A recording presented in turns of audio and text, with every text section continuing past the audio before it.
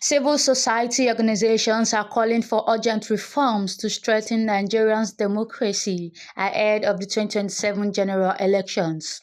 At a national press conference in Abuja, the Women's Rights Advancement and Protection Alternative and the African Center for Leadership, Strategy and Development Center warned that democratic progress faces three major threats: shrinking civic space, entrenched poverty, and weak trust in the electoral process.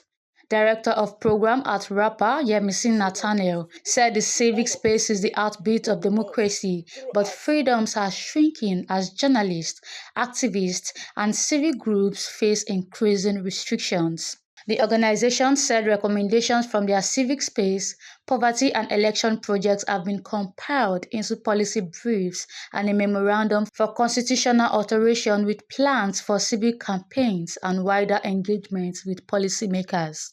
Provisions of law such as the Companies and Allied Matters Act, CAMA 2020, and the Cybercrime Act are important.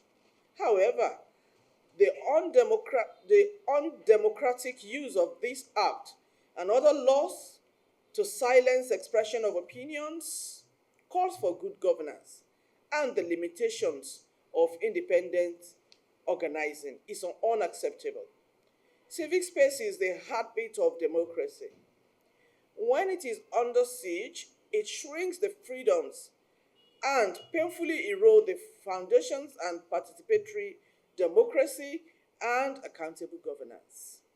The high level advocacy, the high level machinations and manipulations.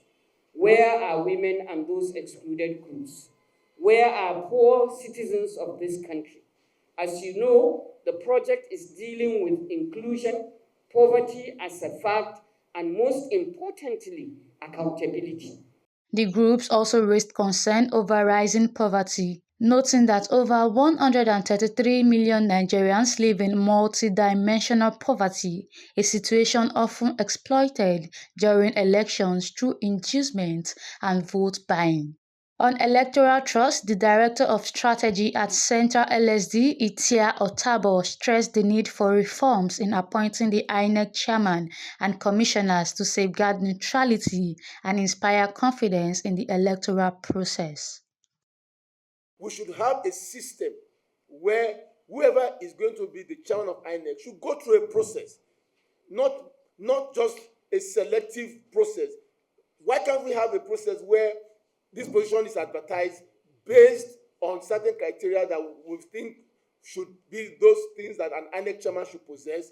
It should go through vetting, and at the end of the day, it should throw up maybe 2 or 3 candidates that the president can now exercise his prerogative of choosing from. And then these are the candidates that will now go through the DSS and then maybe eventually get to the National Assembly for confirmation.